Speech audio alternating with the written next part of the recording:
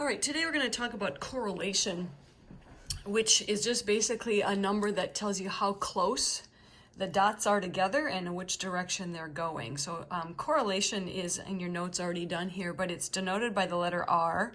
I'm not sure why it's R, but that's what we do. So when you see R, they're asking for the correlation. Some kind of theory properties of R is that it's a number between -1 or 1. So it can never be bigger than that and never be less than -1. It can be equal to those. And if it is equal to 1 or -1, that's a perfect straight line.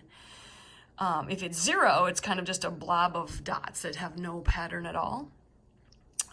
Correlation measures the strength and the direction of a linear relationship. Some properties about it: there's no units on R, so we don't say that the correlation is 0.8 inches or anything like that. If you do X and Y versus X, if you switch the two axes around, it's the same correlation either way. We only like it for linear scatter plots. We don't like to do a correlation when it's curved. It's not affected by scale or change, so if I changed it from inches to feet, the correlation would still stay the same. It does get affected by outliers. So a lot of your homework on the correlation is just going to be kind of, maybe guessing what the correlation is or how close it would be. And so I made up some over here. This scatter plot, for example, where the dots are kind of in a tight pattern and they're positive, I maybe would call that a 0.8. This would be an example of an exact -1, where it's an exact line and it's negative. This would be more like an R equals 0, just a bunch of random dots scattered all over the place. And maybe an R equals 0.7, where it's a little farther apart than the 0.8. Those are some examples. I'm going to come back to that in a second, but I want to show you a couple more correlations on a kind of a guessing game off of another screen. So I'm going to just hold this up for a second.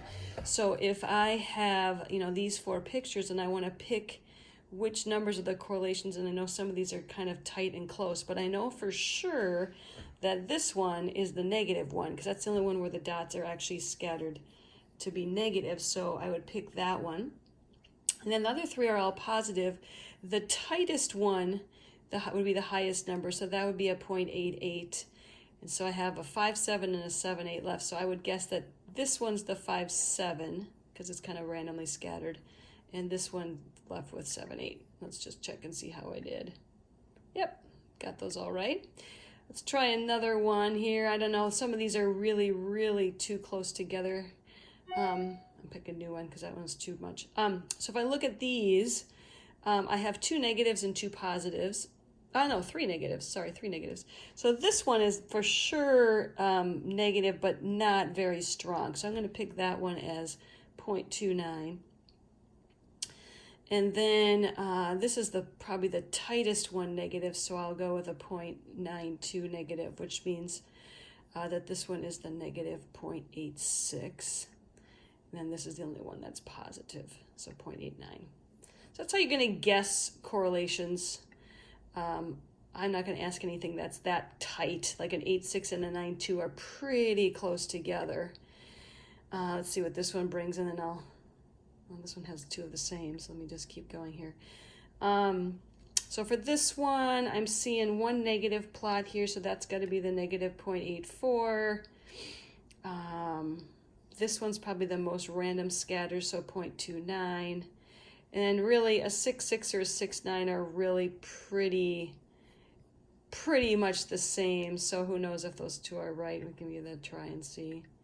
Nope, those 6.6 and 6.9 are close enough though. Okay, so that's how you can guess correlations.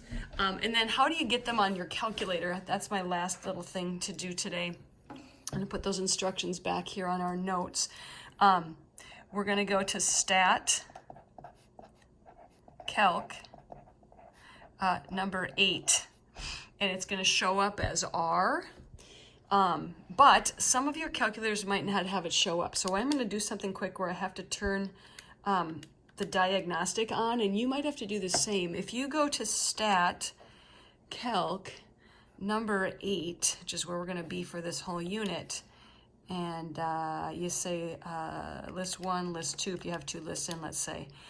If R doesn't show up, then you're going to have to do something just once, which is called the diagnostic on. So let me just quick show you how you do that. If you go to second catalog, catalog's above 0, and you have to scroll down to the D's. So if you scroll down on your calculator and you push diagnostic on, you need to do that and hit enter twice just to be safe, and then now your R will show up on your screen if it wasn't before. So diagnostic on. So I went second 0 catalog, and then I went to there. Okay, so first off, to get the correlation or to do a scatter plot, there is a way to do a scatter plot on your calculator as well. So this is the second page of the homework, the first correlation homework. This is the correlation worksheet. The first couple problems are just going to ask you to take a look at some of the dots.